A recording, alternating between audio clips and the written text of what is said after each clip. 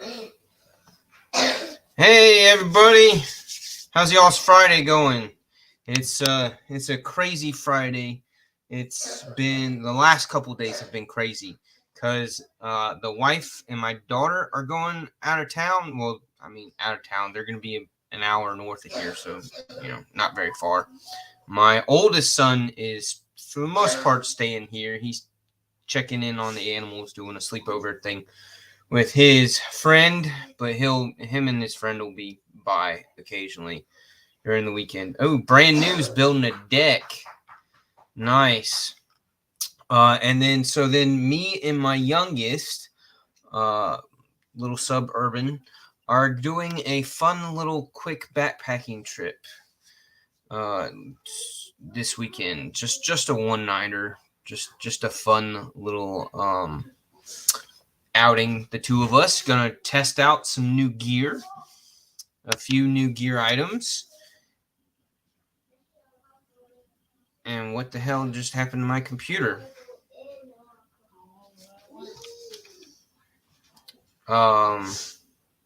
Okay.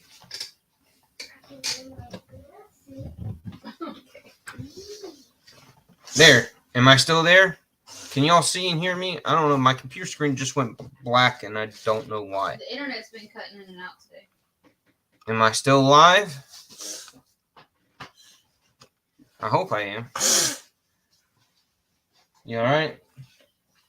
We're going to have a fun weekend, you and me. All right. Well, the first piece of gear that I'm going to be testing out this weekend, and I'm actually going to try it right now. This is a coffee / tea infuser thing. So this bottom canister here unscrews, and it's got a press, the press guy right there, and then the canister, has microfilter holes on it. So essentially, I'm supposed to be able to put said coffee No, it's on. in here. Yeah, it is.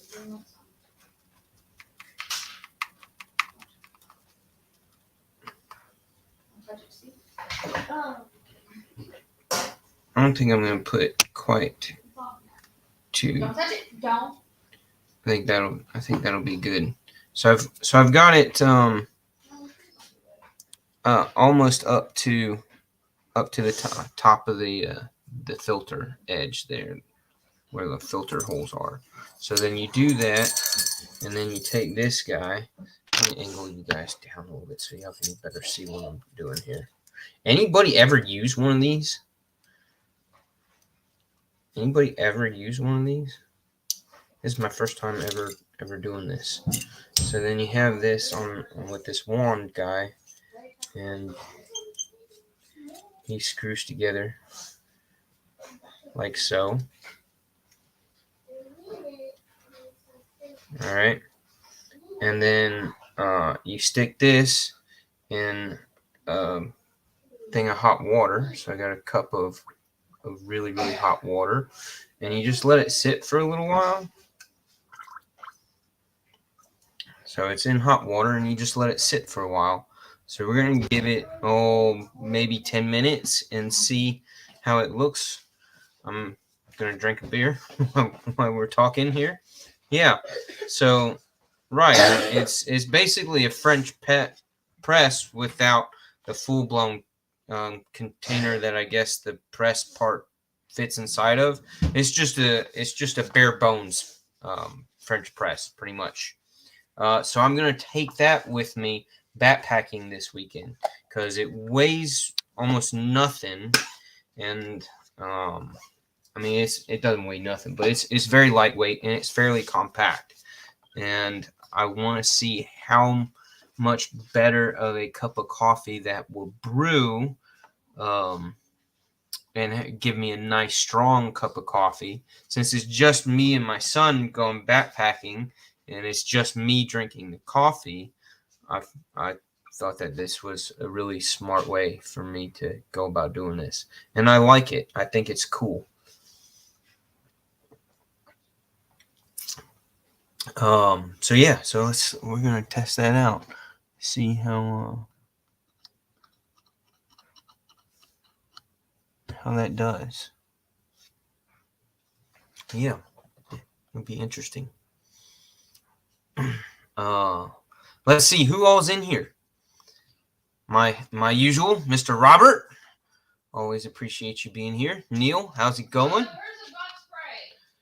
I don't know where bug spray is. Zoe knows where it is. Where's the bug spray? Zoe does. Look in your bathroom.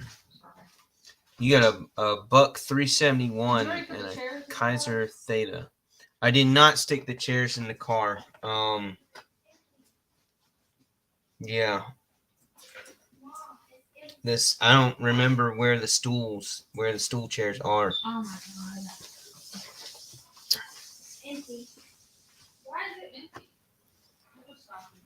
empty? As y'all say hi to each other, give me a minute. I gotta go find the chairs that the wife wants to bring with them camping. So I will be right back.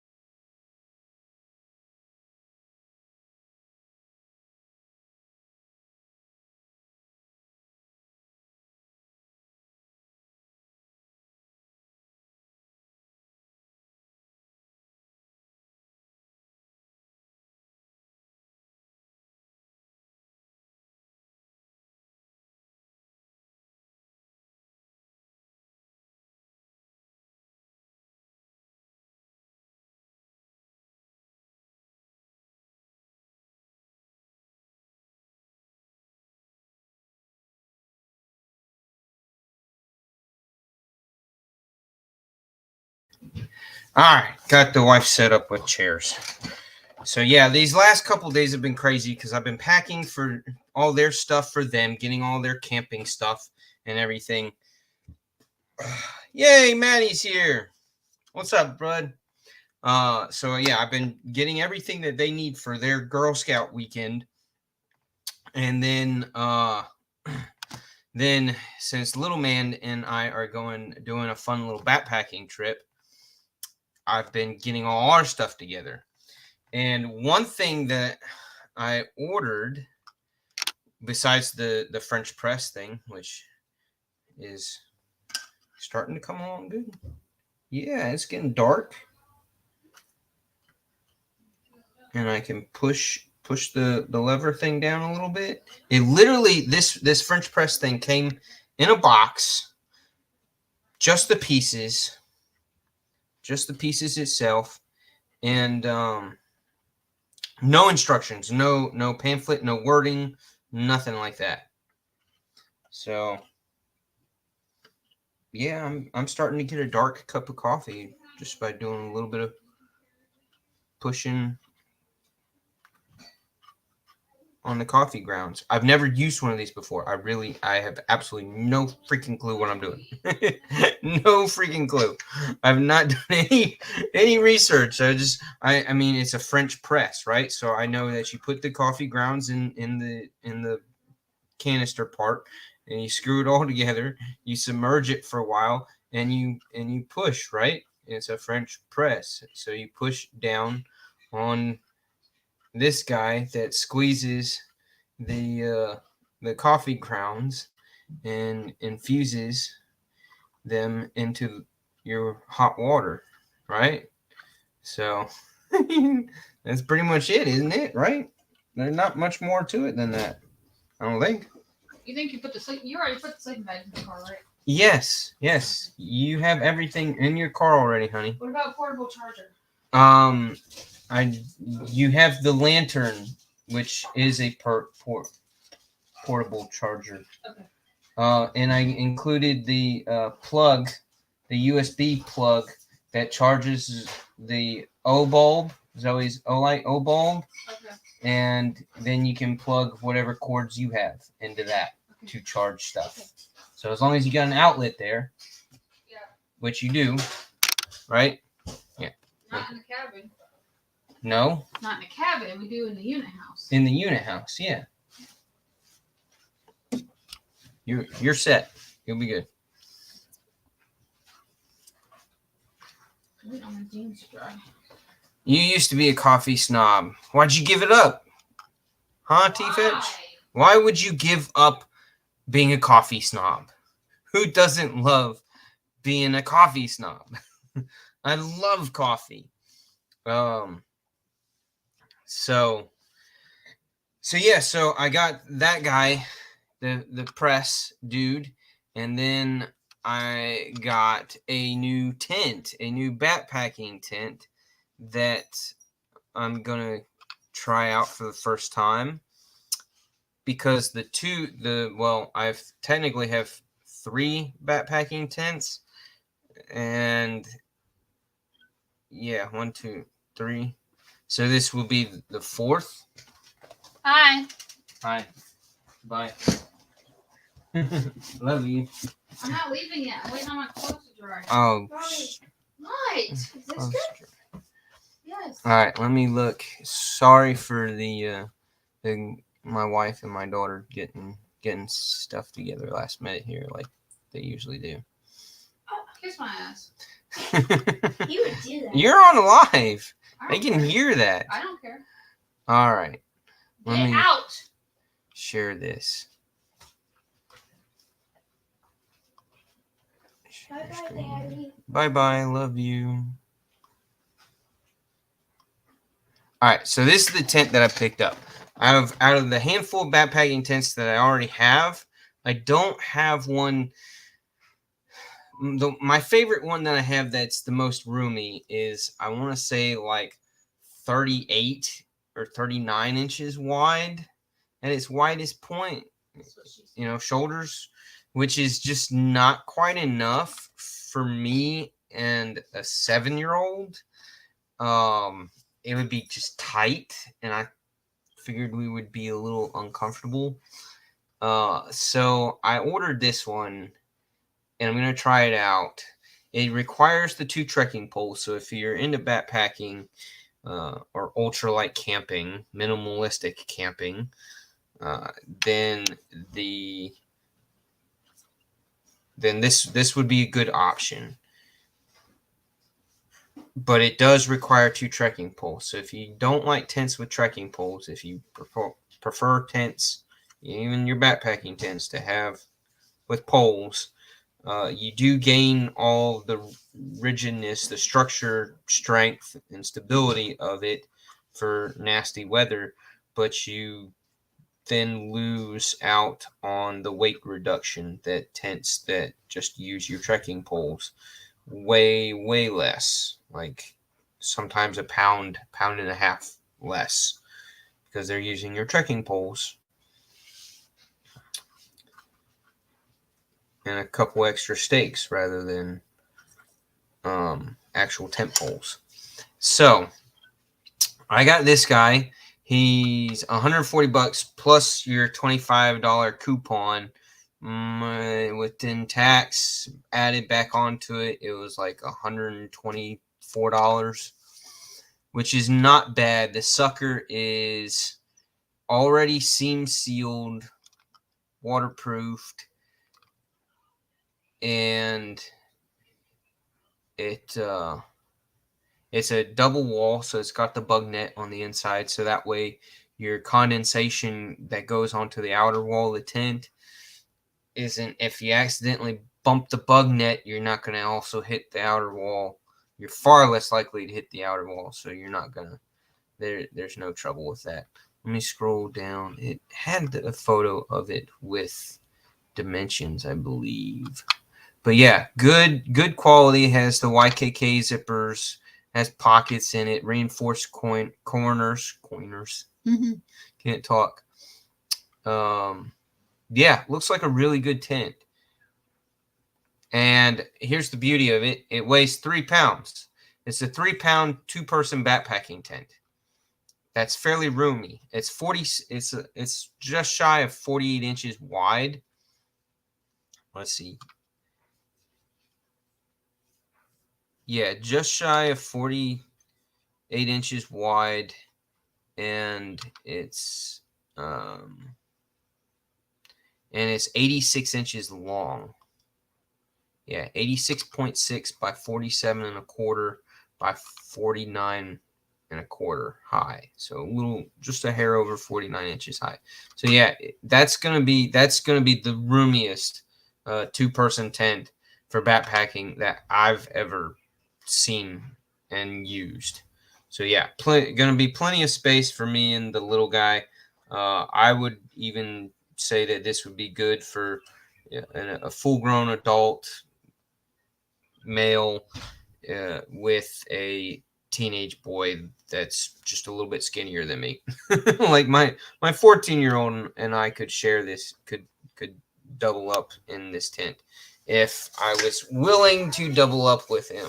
But I prefer he's old enough and big enough he can carry his own tent, and we can both be in one-man tents. Riley was playing with the.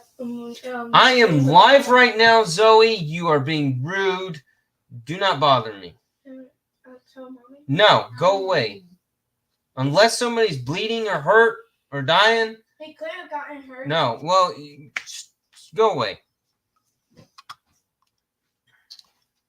I'm glad you're spending the weekend with her, not me. You have long pants packed? Ugh. Hey, Dr. Drew, dude, you're funny, man. Into whatever the opposite of minimalist camping is. Everything that's all the cheesecake bites, I hooked them up with cheesecake bites. Everything that's in the large container is yours. Our 4 are in the smaller container.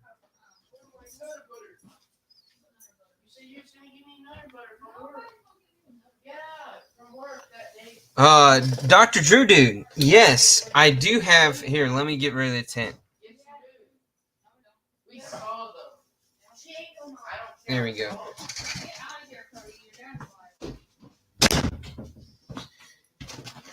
Oh, I can't wait till they disperse.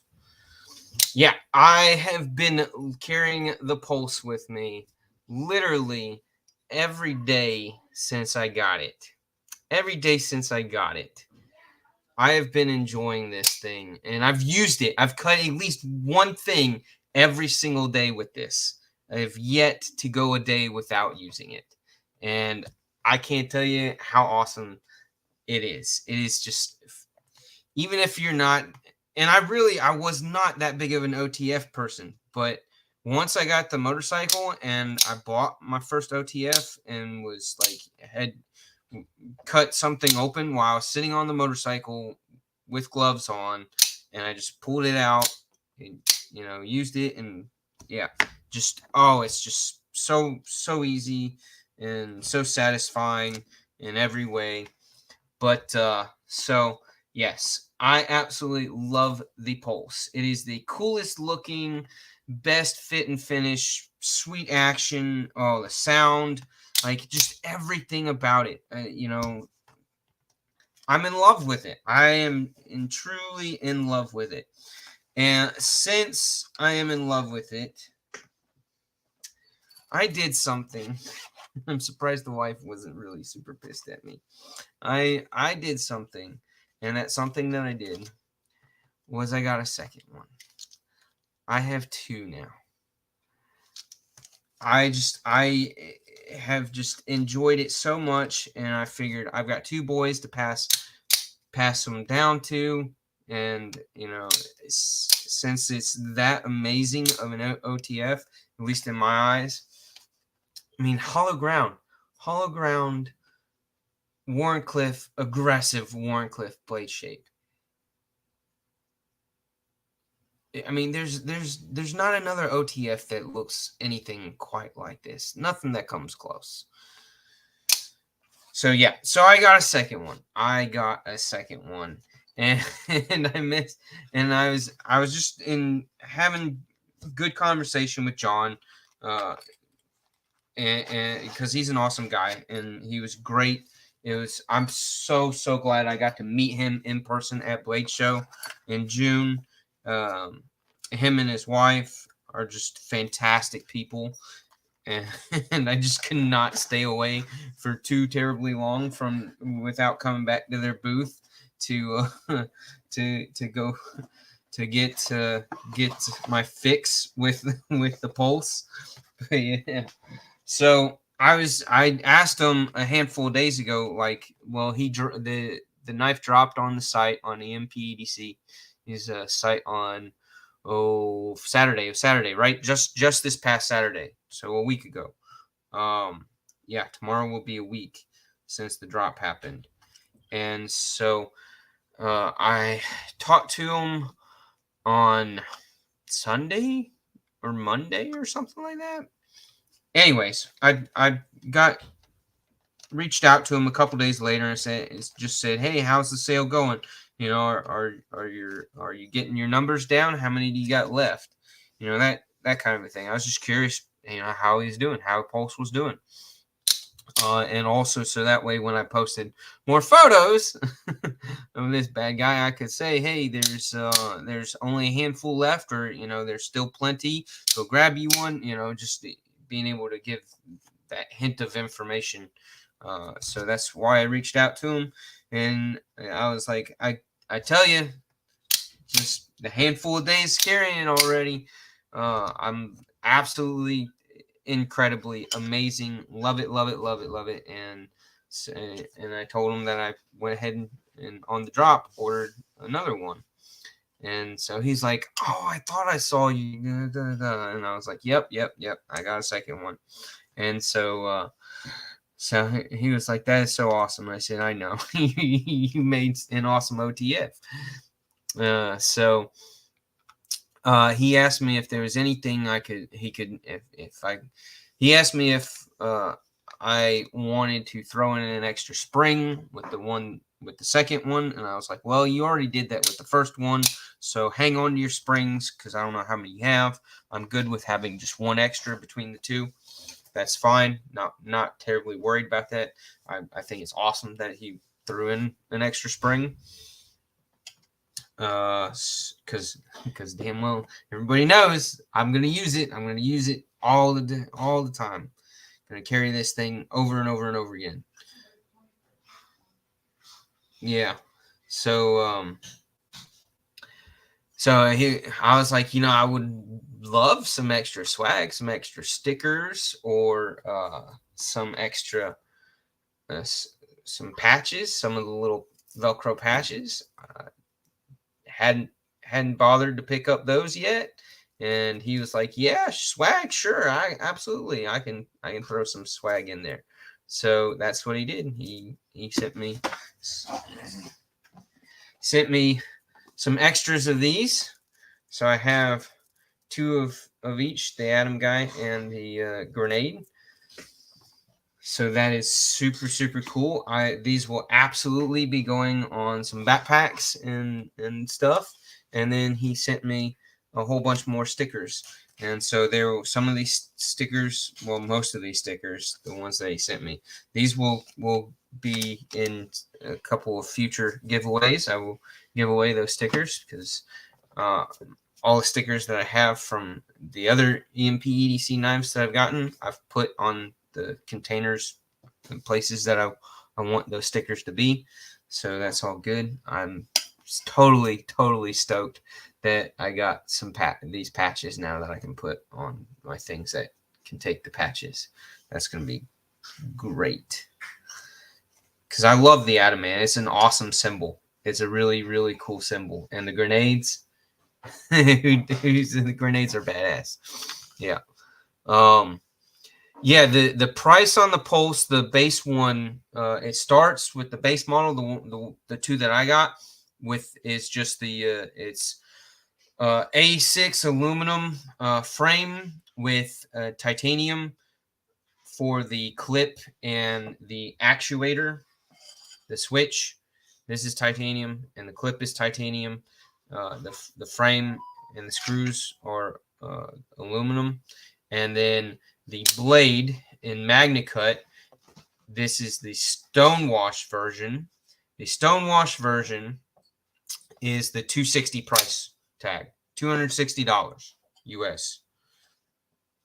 So yeah, $260. And then the next one up is the one that Cole Tri-State got. He has the one that has the belt satin blade, which looks really cool. I'm a sucker for the Stonewash, but so he's got the satin blade, and that bumps it up to $270. So $260 for this one, $270 for the belt satin, and if you were bougie enough to get the Zerkatai clips that he had, he was selling those. They're all gone. They went gone like that because I don't know how many he had made, but they weren't too terribly many, and they went quick. Those were $99 a pop. So he says that there will be future models, at least one or two models done differently. I believe because he had the prototypes. Was the other one was a Tonto blade shape, which is really awesome. So if you would prefer the Tonto blade, then by all means hold out, because I'm totally speculating. It might be 3 months from now. It might be 6 months from now when he has those dropped. So yeah, again, I'm not a huge OTF person, but this was my first and my only other OTF that I have, and it's just a Cobra Tech with D2, 2 3/4 inch blade, whereas the this guy is a 3.2 inch blade. The Pulse is, but so yeah, I picked up this guy because the action is pretty good. The tolerances are all right. You know, nothing to write home about, nothing to be concerned about, though. And yeah, I just wanted to try. I just wanted to try and see if I even like OTFs, if I would, want to carry one. And like I said, I love having one on me when I'm on the motorcycle day riding, just spending most of my day on the bike, zipping around here and there, or on a road trip. Because it's just so nice to be able to just do that. Cut something, back away, and it's got a good size pocket clip. Makes it real easy in and out of the pocket. Same thing with Pulse, nice and easy in and out of the pocket with that clip design. So yeah, they're great. They're great for bike riders, people on the bike, or if you just straight up love OTFs for whatever reason. But so will there be many more OTFs in my future? Again, it's got to be something that's more impressive than this. It's got to beat this. And the Axle Gear OTFs that I've tried I guess it was a Piranha OTF, and I've handled plenty of Microtechs. I can't tell you how many times I picked up a Microtech OTF. Yeah. But they're all great. They're all great. They're all good. Most of them are good. If you're spending close to $300 or more on it, then it's going to be pretty solid. But I absolutely love the design of this guy. And $270, that's a very nice, very respectable price point. And they're made by Bestech. Yeah, made by Bestech. And Bestech did a fantastic job. They did a really fantastic job. I did take the second one out of the package and played with it, made sure that it actuated just the same. No difference. They did. I have, since I've been carrying this guy for a week and a half now and using it on a daily. The spring is breaking in just a little bit, just a hair easier. Really, honestly, not much from the first time out of the box, which is good. So even if you would, average it up amongst and compare it to other OTFs, out of the box, yeah, it does. They do feel rather stiff on the spring. As far as breaking in the spring goes, you don't want it to break in too fast, because what does that mean? That means after 300 times, after actuating it in and out 300 times, and it's, you're feeling a noticeable difference, like a obvious difference, that's probably not good. As far as my minimal experience with OTFs it goes, I would say I want that spring to be nice and tight and durable and strong and snappy, and not notice a difference for at least the first 1,000. and so it's living up to my mental expectation of that. It's really not. And I would say the smoothness increase is really just from me putting a single drop of oil right there where the actuator is. I'm very, very confident that is the only thing that has made it feel ever so slightly smoother, like nitpicky smooth difference. I don't think it has anything to do with the spring. So, all right, it's been a good 10-15 minutes doing the press here, right? It's pushed all the way down, not entirely all the way down, but yeah, that's a pretty good press, right? So it came with a little fancy saucer disc to set it down on when you're done. So, ta-da, like that. Yeah. So you can set it down and not stain something. So, moment of truth. It smells fantastic.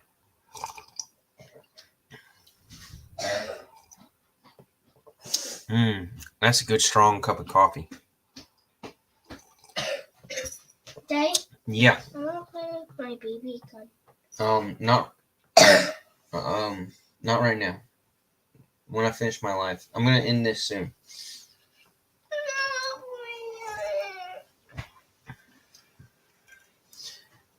Daddy. What? Hold on. All right, let me go grab something for my kid real quick. I'll be right back, I promise.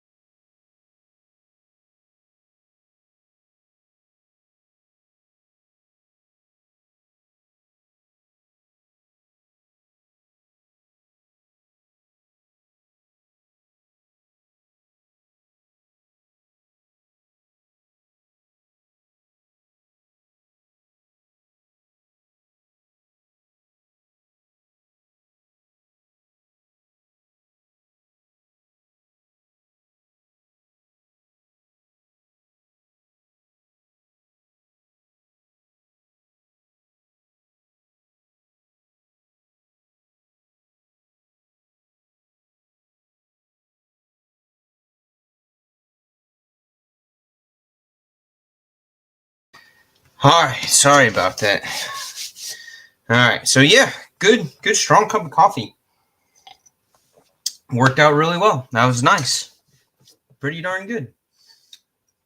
So, all right. So yeah, I'm going camping this weekend, or backpacking. The wife and the daughter's going camping, and oldest son is kind of staying here and doing sleepover with a friend and taking care of the animals, so that nobody has to bring the dog or the cat. Cat's housebound for its rest of its life. But yeah. So what else? What other news do I have? There wasn't another knife that I was keen on getting. Obviously, I grabbed which I talked about last Friday. And if you don't know, you need to go see the video on this guy. The frag pattern pyrite warning bleed. So yeah, this guy's pretty cool. It's to me is incredible. The weight difference from the regular pyrite was absolutely nuts. But there really hasn't been. There was nothing that came out this week that piqued my interest, knife wise, on any of the websites. So that I was like, I need to pinch my pennies and try to purchase. So that was good. Good in the fact that I had just bought 2 of these. Yeah. And then getting some extra camping gear. So I'm testing out the tent. I'll have the new French press. And there's one other piece of gear I forgot. No, that was it. Those are the two items that I picked up that are new. Everything else that I already have. So that is cool. I was gonna talk who's got kids, who takes kids backpacking besides Maddie, and I don't think Maddie's here anymore. I think he bounced out. Maddie, are you here or did you roll out? So I have my backpacking shoes, hiking shoes, which are a backpacking / trail running shoe. I don't do boots. My ankles, I don't feel like my ankles need the support for full blown boots. I have a pair of camping backpacking boots. Well, mostly camping is I wear them camping. But as far as hiking goes, as far as putting more miles on the trail, I am most comfortable in a trail running type shoe. That's just what I'm most comfortable in, and that's what I prefer. When you wear size 12, size 13, 14, 16, 25 like Manufacturing does, I don't know what size shoe that dude is. He's got a big foot. Maddie's, I think he wears a 16, if I'm not mistaken. I think I heard that at some point. But yeah, when you have a big foot and big shoes and you go to the boots, that's some heavy boots, because that's a big boot, right? I don't want that big of a boot. I want a super heavy boot. So I have mine, but little man doesn't have any. He's got his hiking boots. And he actually does have hiking boots, a pair of hiking boots that I bought for my oldest son years ago for going backpacking and camping. He never used them. And well, no, he used them. He used them because I had him in scouts. So we were in scouts, so he'd wear them to our scouting campouts. And he's been backpacking twice. And I think he wore them the one time for backpacking. I think the other time he had to wear a different pair of shoes. But when you talk about kids and boots, and this goes for adults too for the most part, if you're not used to wearing boots and wearing a pair of boots just around town for half a day bothers you, irritates you, and you don't like walking in them, why would anybody think that at that point, oh, but I need to wear them when I go backpacking or hiking? Like if you're not happy in them, if they hurt, if they chafe on your around your ankles, or you end up with a blister, uh, even in the break-in process, if it's miserable, then why would you still be okay with wearing them on a backpacking trip or doing a long hike? Like that just doesn't make sense to me. But when I was a kid, when I was a little kid, that's what all the dads, that's what all the adults pressed on to us kids was, oh, you're going camping, you're going backpacking, you're gonna, do some long hiking, several miles on a trail. You gotta wear boots. You gotta wear boots. You need boots. They're durable. They're strong. They got good soles. They got they'll protect your ankles. That kind of a thing. It's just heavily promoted. And then once trail runners came out and people started realizing, hey, people aren't always comfortable in boots. Boots don't work for everybody. So let's take a tennis shoe and just beef them up. Put a nasty, gnarly looking tread on the bottom of the soles, and just build a better, good quality shoe that has that. And that's what trail runners basically are. So for my youngest, he's not really used to wearing those kind of boots, and he's more of a tennis shoe guy. So I was thinking, what does he already have that's similar to a trail runner? And the closest thing similar to a trail running shoe is your baseball cleats or football cleats or even soccer cleats. So if your kids have cleats, that's basically what a trail runner is. They're, built really well, structure-wise. Look on the very top shelf above where the last cabinet here. Right here? Yeah, closest to our door. The very top shelf, I think in the back. So you probably need the step stool. There should be an empty little bottle.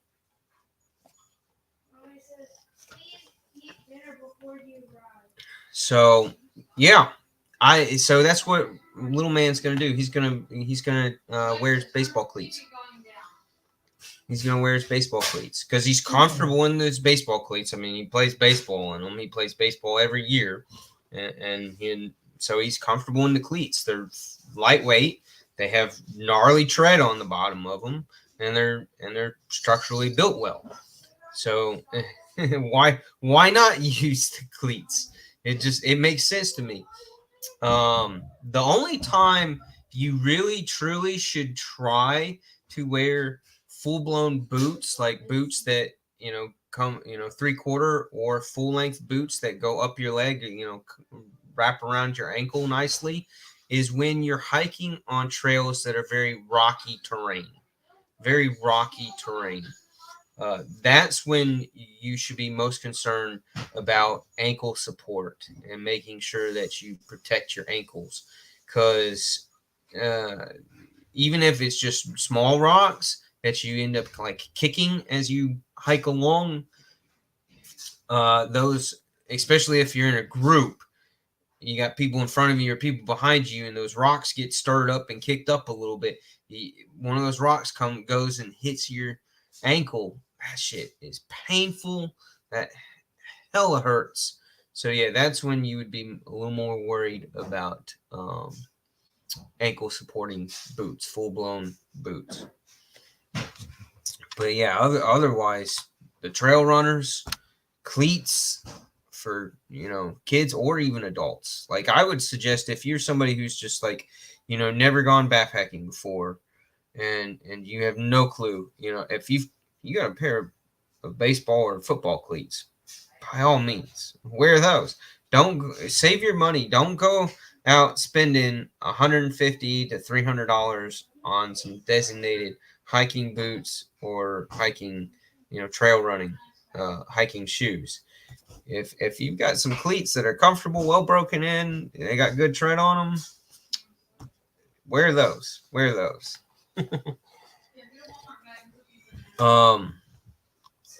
Yeah, obviously,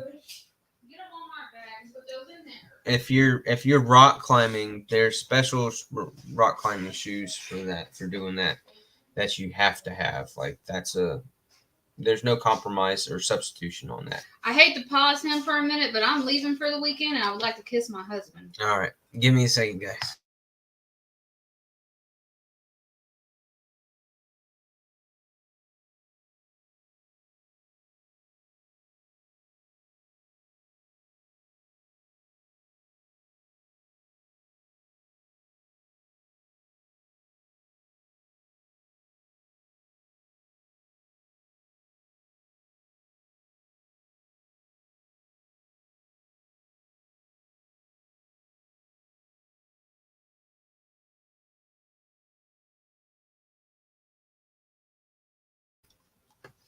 All right, said goodbye to the wife and kiddo.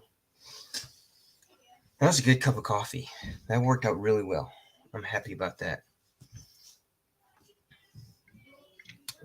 Okay, sharp guy, get a room.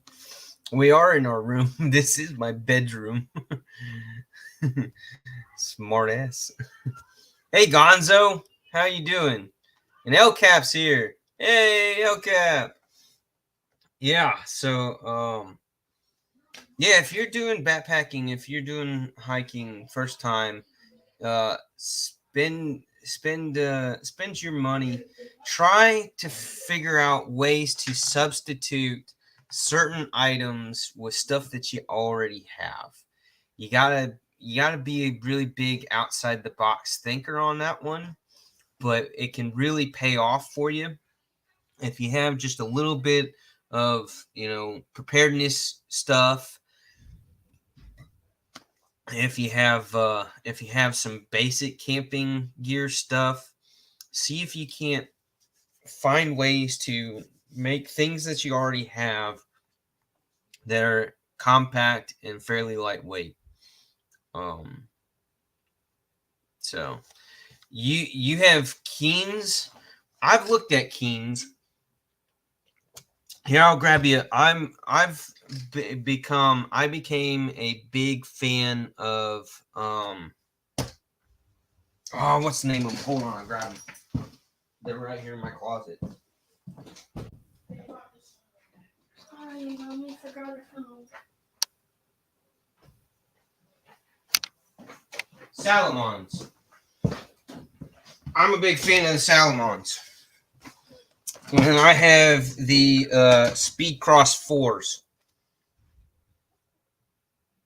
These are the Salomon shoes. Trail running shoes. And they have the chevron shaped treads. Most of the places that I go backpacking these days have a bit of a mixture of rocky terrain and softer stuff. And these treads and the depth, the height of these treads are much better suited for your softer stuff, not so much for your rocky terrains. Your rocky terrain, you want a not as tall of a tread. You want as much surface contact going on the rocks as possible. But those do a pretty decent job. They do a pretty decent job. Yeah, the La Sportivas are really good. Shoot, the Adidas has one or two. I forget what the name is of the one. I didn't like the way they fit, the way they felt on my feet. But Adidas makes a couple of them that are really decent as well.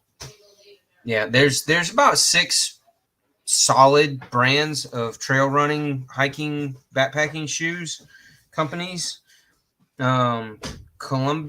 Columbia does they lean more towards the boots, and I'll grab the boots that I have of theirs.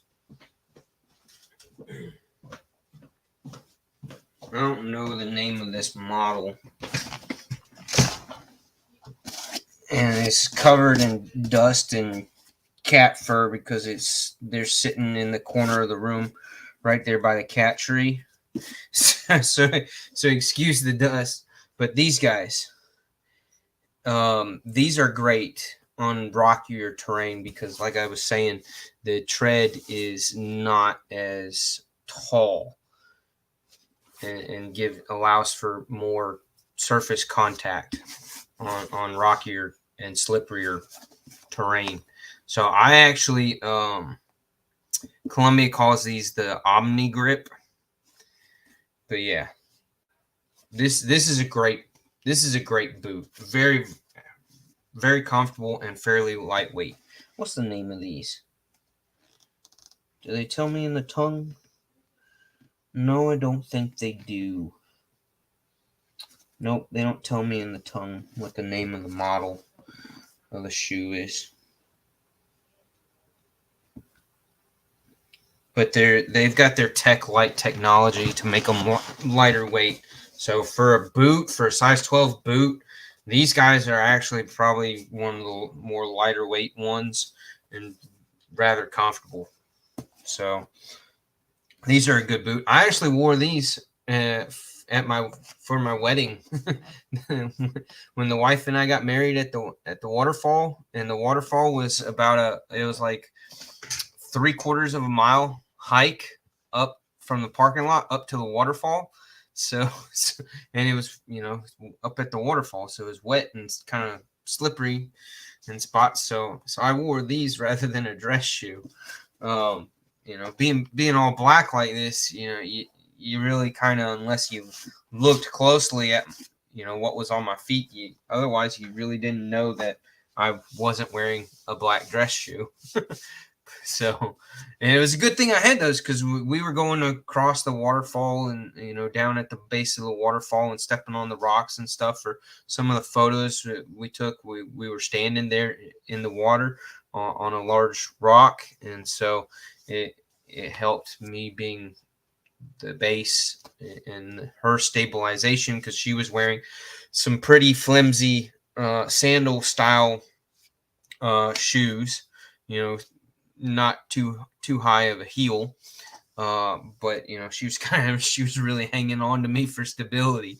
So it helped having some good boots rather than some slick dress shoes. But yeah, so footwear is very, very, and then socks, staying away from cotton as much as possible when you do any kind of, and if you don't want to trust me, Stevie will tell you. Ask Stevie what he wears.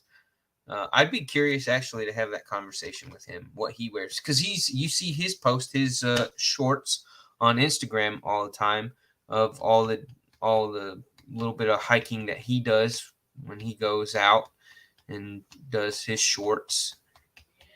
Yeah, I wonder what kind of footwear he does. He gets to actually do more of that than I do. And I've got Woodsman in my YouTuber name. I can't wait to move back up north Georgia and be up in the mountains and be able to do. As soon as we move up there, the wife and I and family moves up there and away from the beachy town of Brunswick, Georgia, the coastal town of Brunswick, Georgia, and get the hell out of here and get back up the mountains. That's what my channel is going to be, more of that. It'll be all about doing my videos outdoors like that, up in the mountains and in front of rivers and waterfalls and at overlooks and that kind of stuff. Yeah, my channel will definitely take a deeper dive in that direction once I get myself much closer, because right now we're going tomorrow where we got to leave. I got to get up at like 6:45 in the morning and get out the door as early as possible. We're only doing it's a one-way hike in and then hike right back on the same trail that you took in. It's not a loop. And it's 3.5 miles to the waterfall and then 3.5 miles back. There's many campsite spots along the way. The one that's closest to the waterfall is still like 2/3. Well, it's about 1/3 of a mile from the waterfall is that last campsite before the waterfall. They don't want you camping at the waterfall. But yeah, so that 3.5 miles, and with little man leading. So again, 3.5 miles is nothing for me. Nothing for me. I can do up to 35 miles max in one day. Me personally, right now, if I tried to go out there tomorrow and do 35 miles on the trail with anywhere between 30 and 40 pounds of gear on my back, that's a rough and tough day for me. That's a very rough and tough day. I can do it. The last time I did, the longest distance that I pushed myself to do in one day was about 3.5, 4 years ago. And it was at the end of the spring, beginning of the summer. So and it was just a 2-night deal. So I didn't have a whole lot of food. My pack was fairly light because I didn't have a whole bunch of winter gear. That makes a difference. And I did like 37.5 miles. Is Cody on it right now? Then you can't be on it if Cody's on it. So just wait. Obviously, only one PlayStation. Gotta take turns. But yeah, I did 37.5 miles in one day, and that was rough because I had also done 29 miles the day before, and I had so that was rough at being over 30 years old and trying to do more than 30 miles on a trail that had some good elevation climb too. There was quite a bit of elevation climb that day. That was rough. My preference is to be under 20 miles, somewhere between 9 and 20 miles for a day is good enough for me. It's good enough for me. I have no desire. I did that trip for the purpose of pushing myself and seeing how much I could do at that point. Because the last time I had really pushed myself mileage wise was when I was in my late teens, when I was like 17 years old. And so yeah, and that was before I was in the Navy, went into the military. And so totally different person coming out of the military than I was going in. I was in much better shape. I was far healthier, and could put a lot more miles on the trail when I was in my teens. So with it being a 7-year-old with me, we're going at his pace, 3.5 miles. If it takes us 3 hours to do it, if it takes us an hour and a half to do it, if it takes us 5 hours to do it, I'm allowing ourselves to take up to 4 hours to do 3.5 miles. And that is at a snail's pace, with the idea that if we take a 20-minute break because he wants to look at this little mini waterfall and play around, sees a bug or some butterflies or whatever, eats a snack, go to the bathroom, that kind of stuff. I'm allowing for all of these little stops, all of these little breaks. Absolutely no rush whatsoever, because that is probably, when you're dealing with a small kid, that is the most important thing when you're backpacking. Is the two most important things is three total. Most comfort, absolute comfort with his footwear. That will make or break an experience for a kid. 2, not going too far too fast. Letting them set the pace. Having plenty of time set aside for them to go as slow as they feel that they need to, and not having to push and pressure them to hurry the hell up. It's hard. It's hard when you're a good backpacker who's used to putting well over 10 miles down the trail in 7 hours, 7 to 8 hours. Is really it kind of sucks having to hold back and go at that snail's pace, but it's really important for the kid to have that experience and not be pushed and pressured to go fast and go far. Then the third thing is, shoot, now I forgot about it. I remembered it, then I forgot. So footwear, speed, and then the third is experience. The third is experience. And that ties into the whole pushing them to go further and faster. If you don't push them to go further and faster, then you're giving them that time to go at the pace that they want, but then you're also giving them the opportunity to have fun, to spend as much time as they want looking at a waterfall, or messing with a bug that they saw on a rock, or munching down on a snack that they normally don't get to eat at home. That kind of a thing. It's all about the overall experience and the fact that they get to be a kid in the outdoors. So yeah, it's harder for us adults to hold that mindset while we're out there, because I mean, like, I did 2/3 of the Appalachian Trail in less than 3 months.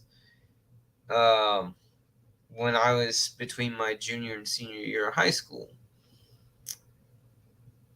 I was averaging like 29 miles a day, 29 to 30 miles a day is what I was averaging. That's fast. That's booking it. That's speed down the trail. And I started in Maine and worked my way down. Got most of the way through Virginia, was kind of right there at the North Carolina area.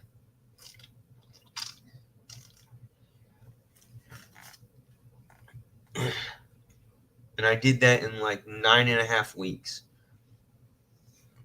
Yeah, 8.5 weeks. Sorry, 8.5 weeks. Yeah, so I was booking it. I was really going fast, especially for back then, because 40 pounds worth of gear, 40 to 45 pounds worth of gear and food and water every single day. Almost every single day, I had somewhere between 40. I would say between 40 and 48 pounds of gear, of weight on top of my own body weight. And hell, I weighed like 138 pounds, 140 pounds then. Yeah. Yeah. Almost 30% of my body weight extra was I carrying, toting around with me, and trying to do 30 miles every day on on the Appalachian Trail. So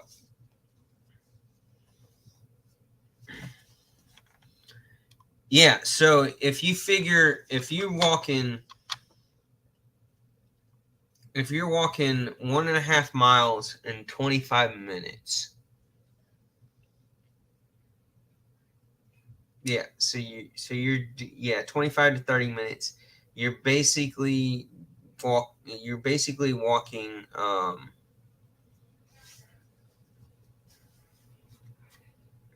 what would that be? 2.2 miles per hour, roughly, somewhere around there.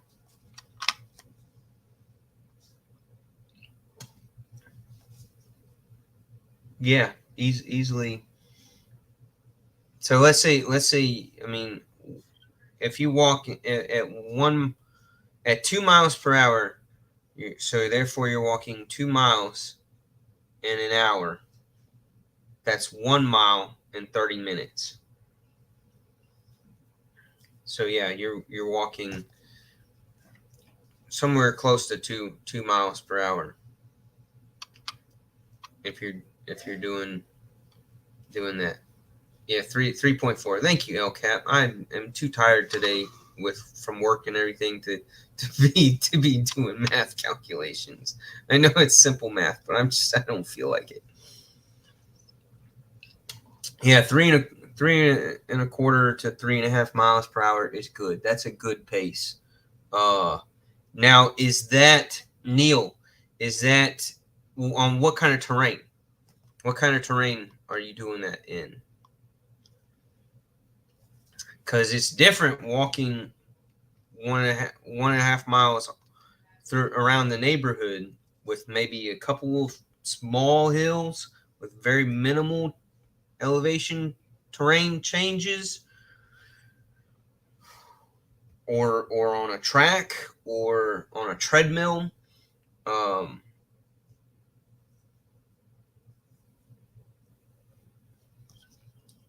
Or urban hiking. So yeah, I tell you, the biggest thing that slows you down on actual backpacking trails is the type of terrain and the elevation change. And then the third thing is obstacles. And obstacles, I'm talking about having to cross over streams that don't have, built bridges to where you're actually having to step on rocks going through water, through a little bit of water. I've been on some trails where I've literally had to take my socks and shoes off, and if I wasn't in shorts, I had to take my pants and roll them as high up above my knees because I was treading through water that was close to knee depth. So you're talking about 1.5 to 2 feet deep of water that I'm having to go through for 10, 15 feet width of a riverbed. I've had some trails where I've had to do that twice within 15 miles. Super steep terrain and very rocky terrain really slows you down. And that's steep going up as well as steep going down. I prefer steep going up. I really do. Steep going down sucks because you're worried you're going to, all it takes is just one foot holding to not be so good and you slip or you shift just a little bit. And if you don't have good balance, good weight balance of you and your pack and all your gear, you could tumble over. And that gets really, really nasty. And I'm telling you, when you're trying to make certain mileage every day and doing a major trail section, whether it be on the Appalachian or the Pacific Trail or, it's just some of your very well-known trails out there in the U.S., you fall and you get roughed up and banged up really, really bad. Oh, that's going to kill you. That's going to kill your mileage. That's going to kill, might totally throw you off on your next food drop. Because usually on long stretches of trail, like 150, 300 miles worth of trail that you're doing in X number of days, you only carry about 4 or 5 days worth of food on you. And then you have a point where after those 4 or 5 days of food have been consumed, that you then pick up in a small town, or you have a buddy bring it to you, and you get your next 4 to 5 days worth of food. So yeah, getting injured, getting banged up just from a simple little fall can make or break that stuff, changes everything. And really tests your willpower, your ability to strap up and overcome and conquer as much as you can, both physically and mentally. So, fortunately, the worst thing that I've ever had is major blistering. Not quite so much blistering on my heels. I mean, yes, blistering on my heels, but blistering between my toes. I have fairly disgustingly lengthy toes. And so with certain shoes and boots, your toe box is the area, that part of your shoe, your toe box where your toes are in. The width, the spacing that allows your toes to shift around a little bit, give them a little bit of wiggle room, matters greatly. And that's why you absolutely have to stay away from cotton socks. You don't want more than 10% of your sock material to be cotton, if any at all. That's terrible because cotton, what it does with your sweat and moisture, yeah, terrible for your feet. Recipe for disaster with blisters and whatnot. But no, I've had, because of having, and a lot of people don't know this unless you're diehard, fully into backpacking. When you buy a backpacking backpack, each and every backpack that's sold out there is designed and engineered to hold X amount of weight in the pack. With the hip belts and the shoulder straps and the framework of your internal framed backpacks, the science that's in there is all designed, and each bag is designed, made to withstand fully functionally on your body with X number of weight in and on that backpack. And so if you overload a backpack, which is actually easy to do. So if a backpack is made and rated to hold up to 40 pounds of weight, and you put 45 pounds of weight in it, or if you put 50 pounds of weight in it, even though you can fit all that weight in the backpack, and whether or not you can carry that weight for X number of miles each day on the trail, the backpack is not designed for that much weight, and you're overloading it and overbearing on those hip straps and those shoulder straps, and that's going to cause you chafing issues. That's going to cause you blistering on the waist part of it. It can get really bad really quick, and I've had that happen to myself, and that's where a roll of sport tape, or hockey tape, which is they're almost identical. That stuff comes in handy like nobody's business. I have a roll up here somewhere, super close by. Where was it? I just saw it. Where's my sport? Here it is.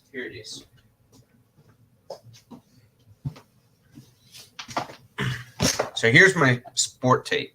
It's a fabric tape that's super durable, yet it's still a little breathable. It's still breathable to an extent. But this stuff, it's really sticky. It's nice and wide. It's about an inch and a quarter to 2. Yeah, inch and a quarter to inch and a half wide. This stuff is great. I keep a roll of this when I go backpacking or hiking. I love to have this stuff, and this can go on my hips, on my directly to my skin. It can go on my heel when I get hot spots, so that I don't end up with blisters. Hey Brian, how you doing? I saw your comment. Saw that you're in here. I just was in the middle of talking. But thank you for being here. Thank you for stopping by. Everybody say hey. Everybody say hey to Brian. But yeah, this stuff can be a lifesaver. It has saved me from miserable pain several times. I hated hiking for the sake of hiking. The stuff I often did, I'd be lucky to do 1 to 1.5 miles per hour. Okay, brother. Oh, that is good. Here, I don't care if you guys are all EDC oriented minded people, right? And I'm sure at least half of y'all, more than half of y'all, are outdoorsy minded, and good with the outdoors. If you haven't seen this movie, hold on, let me pull it up.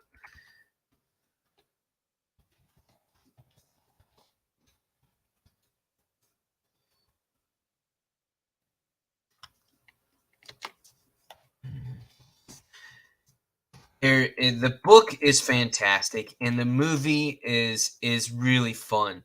It's a really fun movie to watch. But if you haven't seen it, you need to see it. All right, I typed it up, pulled it up. Let me share screen.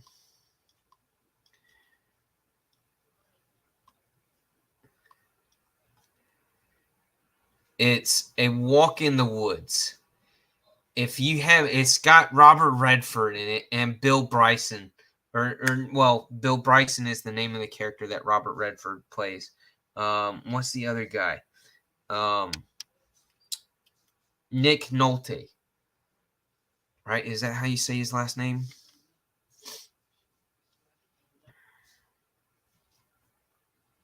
Yeah.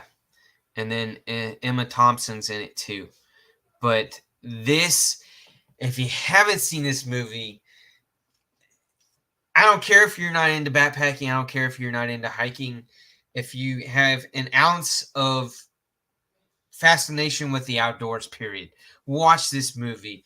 It's great in the fact that it is hilarious. These two are freaking comedy gold with each other. These two fellas are just, they did an absolutely fantastic, hilarious job with this movie. And it gives you a glimpse of what backpacking is like for people who are not experienced backpackers. The challenges that they face, both physically with the elements and the challenge of the terrain, but as well as getting along with each other. When you go backpacking with somebody that you don't know very well, or you haven't spent any time with in a very long time, those poses mental challenges as well, and the mental challenge that goes along that ties in with the physical challenge is very interesting. But this is a hilarious movie of these two fellas doing all this outdoor stuff. And it's an awesome movie. It's a really fun movie. But yeah.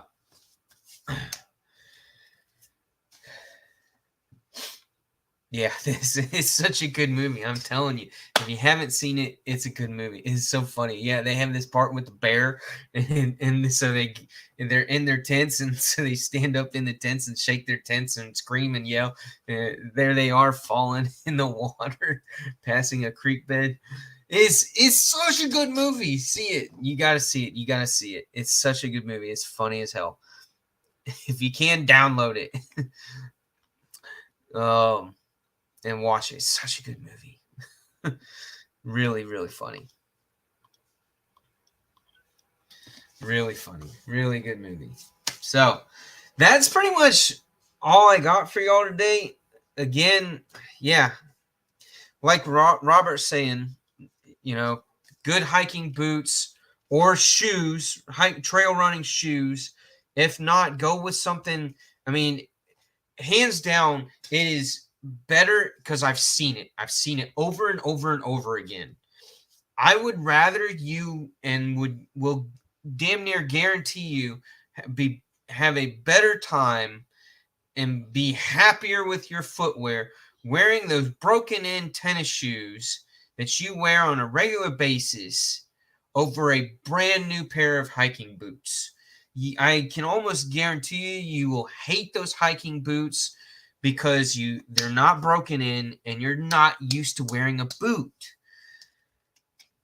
You're far better off wearing that pair of tennis shoes that you wear at least once or twice a week that are broken in and they're comfortable and they still have decent tread on them. They're not going to be the best for the terrain. They might not provide the most support for your ankles. But again, ankle support directly falls back on, do you need it because you're old and overweight and you have weak ankles, and or the terrain is very rocky and very rough, and the ankle support would definitely be a plus. But you're going to be miserable in a brand new pair of hiking boots. I can almost guarantee it, because I've seen it happen over and over and over again. Did so much backpacking growing up, watched adults struggle with it as well as fellow peer kids my own age, within 3 to 5 years age difference. Yeah, hands down, you got to have a pair of shoes or boots that you're comfortable with wearing for a long period of time, and they've got to be broken in. If it's not yes to both of those, then you need to find a pair of shoes that you already have that are comfortable, that you're good with walking long distance in, and you're not going to be miserable in them. And they're not brand spanking new. Don't wear something that's brand spanking new. Bad idea. Bad idea. And then weight. If you can get your weight down, my lightest pack weight minus, and this is where backpacking gets tricky when you're talking about weight and going ultra light. I think 17 pounds is probably the lightest I've had. The weight of my pack with all my gear in it, minus food and water. 17 pounds, 16 and a half, 17 pounds. And then you add about 3 pounds of food and about 2 pounds of water. And that's about 23 to 25 pounds. That's a 1 to 2 night full-blown on the trail weight, realistic on the trail weight. And that's the weight number that I care about, because I mean, you can talk about, counting your ounces and how much this piece of gear weighs and how much that piece of gear weighs, and trying to get different items of gear and figuring out, well, do I really need this, or can I go 2 nights without it, 2.5 days without it? Making all those decisions in order to be as ultra light as possible. At the end of the day, are you going to notice a 1.5 pound difference if you're only doing about 5 or 6 miles? Not really. But once you factor in your food and your water, when you're on the trail, when you're putting miles on the trail, how much weight is on your back, in your hips, on your shoulders, in that pack? How much weight is actually with you that's not your own body weight? That's the number that I care about. I want that number to be less than 30% of what I actually weigh. I don't want to carry more than 30% of my weight. So if I step on the scale and I weigh 150 pounds, what's 30% of 150 pounds? Pulling out the calculator because I don't feel like doing math. 150 times 0.3. That's 45 pounds. Simple math, 45 pounds. So my pack my pack with all its gear plus food plus 1.5 liters to 2 liters of water that I'm carrying as I'm hiking down the trail. Granted, that water weight is going to slowly drop as I drink it and then get refilled. And then food is going to, weight is going to slowly go down as I have each meal or each snack or whatever. But I don't want to start off with all my food and 2 liters of water on me and weigh 45 pounds. I don't want 45 pounds. It is fairly easy to achieve that without spending a freaking fortune in ultralight and super lightweight gear. You can do that. You can do that on a fairly decent budget. with fairly good gear. You know, making the argument, well, do I need a tent or can I just take a tarp and my sleeping bag and I'll be good for 2 or 3 nights and cowboy it out. Sleep under the stars type deal. In order to lose the tent and not have to carry 3.5 to 4 pounds of a tent or whatever your tent ends up weighing. The lightest tent that I have that is a full-blown all the parts of the tent, including a ground tarp or ground tarp that protects the bottom that you put down first before you put the tent down, so that you don't end up poking a hole through the bottom of your tent. So ground tarp, tent, body, rain fly for the tent, all the guide on, pull out, tie out cordage, and your stakes in this bag all together. How much does that weigh? And poles if you have a pole tent. How much does that weigh? The lightest one that I have is 1.7 pounds. 1.7 pounds. That's all. Everything for a fully pitched tent weighs 1.7 pounds. That's the lightest weight one that I have. My heaviest one, which is the newest one, is like 3.15 pounds. And that is a 48-inch wide by 86.5-inch long 2-person backpacking tent. And it's 3.15 pounds. All items required. So, yeah, if I ditch those 3 pounds, how much of a difference is it going to make when I'm only hiking 5 to 7 miles? Not that much. Ideally, if I cut that number in half, if I go from 45 pounds to 23 pounds, just rounding up to 23 pounds. So, let's say I weigh 150, which I don't. I weigh a chunk more than that. Not much more, but I weigh like 174 right now. Yeah, 174 to 176 is what I'm weighing these days. But yeah, so 150 times 0.2, so 20%, that's 30 pounds. 30-pound pack weight. Everything. Water and food, all my gear, 30 pounds on my back. That is always the goal, is 20%, to get as close to that as possible, if not lower.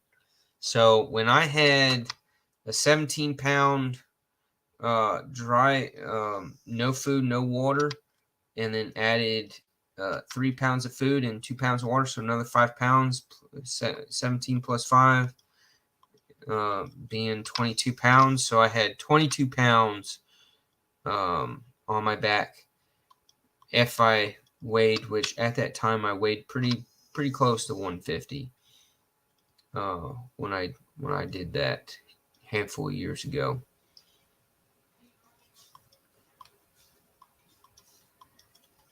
A 150-pound person carrying 15% of the weight is 22.5 pounds. So yeah, 22.5 pounds for a 150-pound person. That 15%, that's nothing. That is nothing. That is easy. That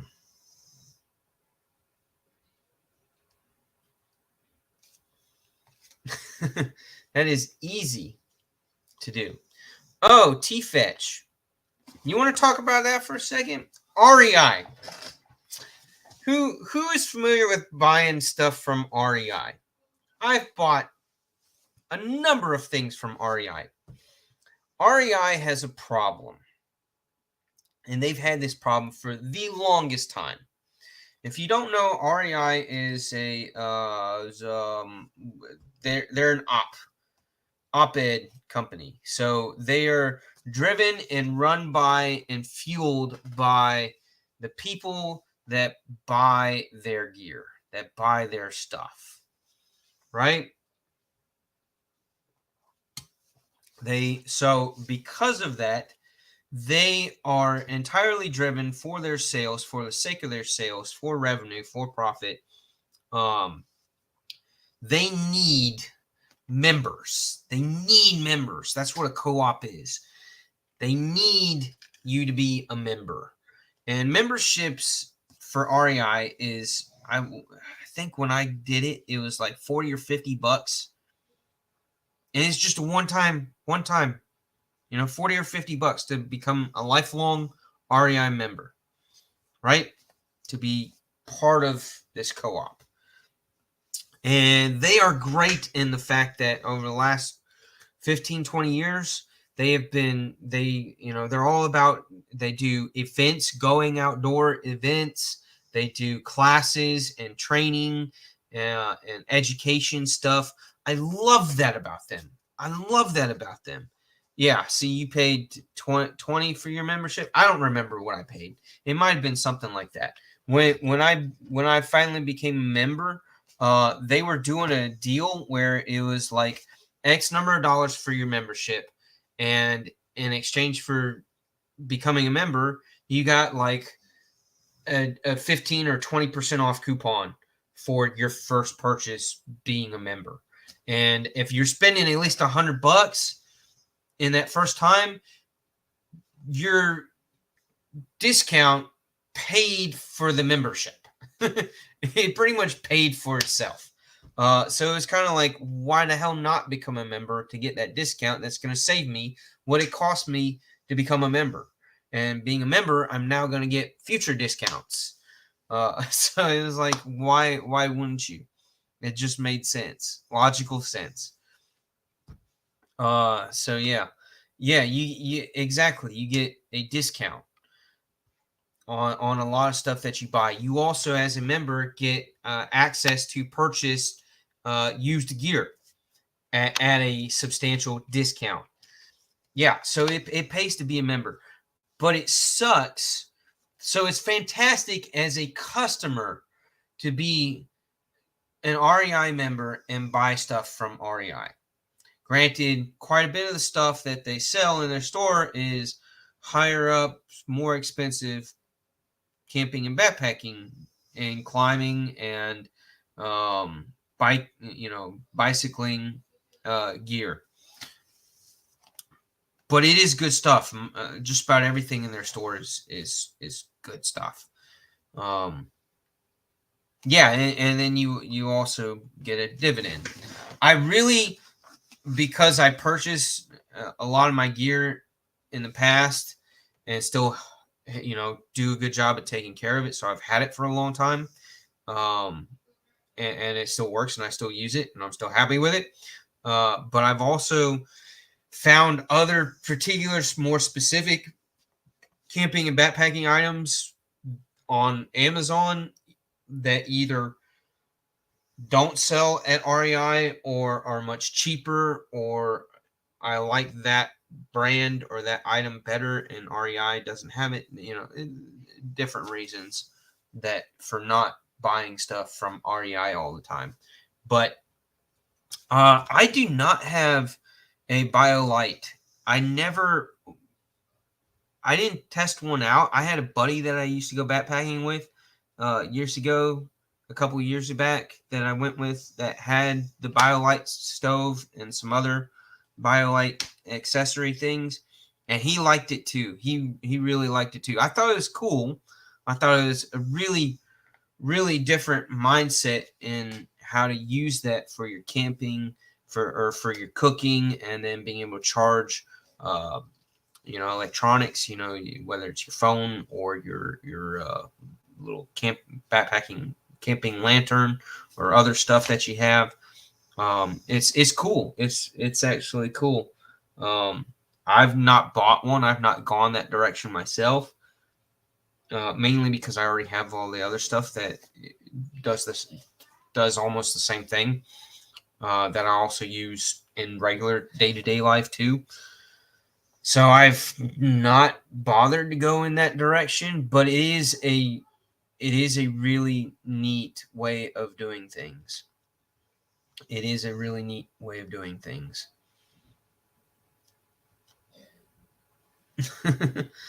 uh, so yeah, my son will not be carrying, he'll be carrying about 20% of his body weight, which is basically the backpack with his sleeping bag, his PJs, and a pillow. That's it. That's all he'll be carrying in that backpack. Oh, and maybe one of his little dinky flashlights. But yeah, if he weighs like, in fact, I should probably have him step on the scale. I'm curious what exactly he weighs right now. But he weighs about 50, 55 pounds, I think, somewhere around there. A little skinny guy. But yeah, so he won't be carrying more than 8 pounds. He will definitely be under 8 pounds.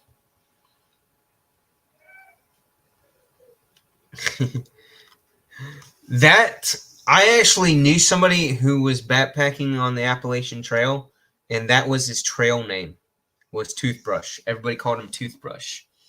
Why? Because this dude took his toothbrush, household toothbrush, and cut it off. A lot of backpackers, trail runners, will take their toothbrush and cut off about half of the handle for weight saving. Right? Like, the ounce counters, those trying to be as minimalistic and as ultra light as possible. They cut off half of the handle of their toothbrush. This dude literally cut off, he had this toothbrush cut almost all the way to where the bristles were. To you got to hold it like this with your pinky out to brush your teeth. He was a goofball. He was a funny dude. He was a funny little character. That's how his trail name. If you don't know what a trail name is when you're hiking, mostly backpacking, and doing enough backpacking with groups, or you're like on a very popular trail where you constantly see some of the same people. As one day you may hike 10 miles, and another 2 or 3 people will hike 13 miles, but then the next day they get a much later start, and so they only hike X number of miles, and then you hike X number of miles, and you end up passing them handfuls of times within a number of days on the trail. So then in getting to know people and seeing them when they take their snack or lunch breaks or whatever, or where you happen to be in a same campsite area, and you kind of hang out and have a conversation and get to know people and all that kind of fun stuff, which is fun. People end up, you're not allowed to give yourself a trail name. It has to be bestowed upon you by at least somebody comes up with it, and then a handful of people say, yes, that's what we're going to call you. That's your trail name. That's how you get your trail name. My trail name was Speedy Gonzalez for 2 reasons. One, the obvious reason was a skinny little dude. I weighed 138, 136 pounds, and I was putting serious miles down the trail. I was fast. I was a mover, moving and cruising. And then the second reason why they called me Speedy Gonzalez was because I tan fairly easily, and during the summertime, I can get rather dark.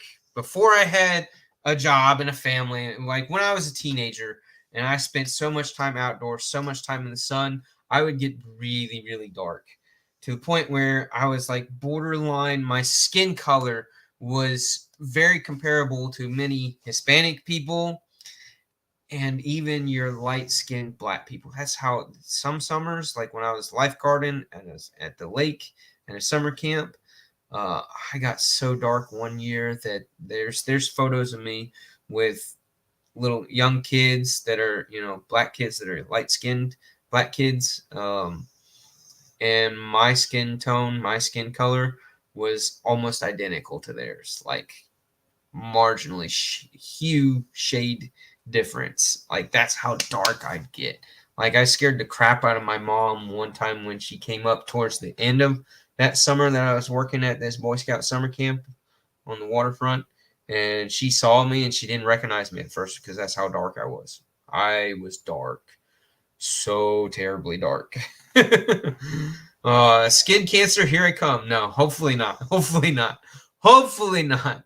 But yeah, I can get really dark. So yeah, they called me Speedy Gonzalez because I was fast on the trail and because I could get my skin got really dark. So I kind of looked like a Mexican kid, kind of, sort of. Not really. Oh, but yeah, that was my trail name, Speedy Gonzalez. I am not that anymore, for sure. Do not match that up no more. All right. Well, hey, thanks for stopping in, Dr. Drew, dude. I'm going to go ahead and end it. It's already 5:20. Got to make dinner. Got to finish getting all of our stuff together. So we're set to roll out early as hell tomorrow morning, me and the little one.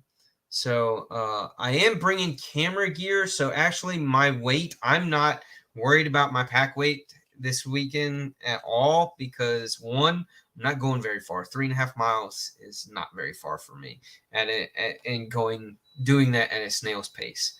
So I'm not worried so much about weight. And my backpack that I will have is a backpack that can handle up to 45 pounds of weight without hurting my body. And the stuff that I have is not, I'm not going to even come close to that, but even with adding camera gear. But I'm going to bring camera gear so that I can do a video on this tent that I picked up. So that I have that. There will be some couple other little video clips that I'll do of using some different gear and doing some tips and tricks when you're backpacking and backpacking with a little one. So not my first time for the rodeo of going backpacking with a little one because my older son, I've taken him backpacking 3 times, at least twice, if not 3 times. I think 3 times. And he's done a lot of hiking with me. And I've done a good bit of hiking with Suburban. So Suburban has no trouble doing 2 to 3 miles on a trail. And having a little bit of weight in a backpack isn't, at this point in time, at his age now, he's going to do great. He's going to do great. We're going to have a good time. So yeah, we are supposed to, there's like a 60%-ish chance of rain. And it's not supposed to be super cold, but we'll be in the low, somewhere around 40 at night. And then we'll be at around 55 to 60 degrees during the day. So good weather. I hope with it being fall, even though we're heading towards the back end of fall and into winterish time, I hope the leaves still look pretty. I hope the scenery is good. And yeah, I'm gonna call it a day, call it a night. Thank you for hanging in there with me for this fun. I hope y'all let me know if you want me to do in lives, if you want me to do more outdoors camping and backpacking gear talk conversation, or if you want me to stick more with the knives and the funny shit that happens at work and stuff. But yeah, y'all let me know. Maybe next Friday's live I'll do a poll if I can figure out how to do a poll. Technology. All right, later. Peace out, guys. Y'all have a good weekend. Be safe. Oh, Veterans Day is mañana, tomorrow. I'm a veteran, and guess where I will be? I will be backpacking with my favorite kid. There are no favorites except for my youngest. I love all my children, but he's my favorite. Yeah.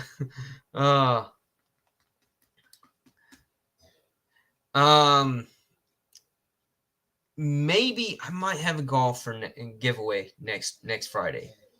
Don't hold me to it. No promises. But I'll try to pull a decent little gall package together for y'all. Okay? No promises, but I'll see what I can do. I'll see what I can do. All right. Y'all take care. Y'all have a good one. I'm out of here. Peace.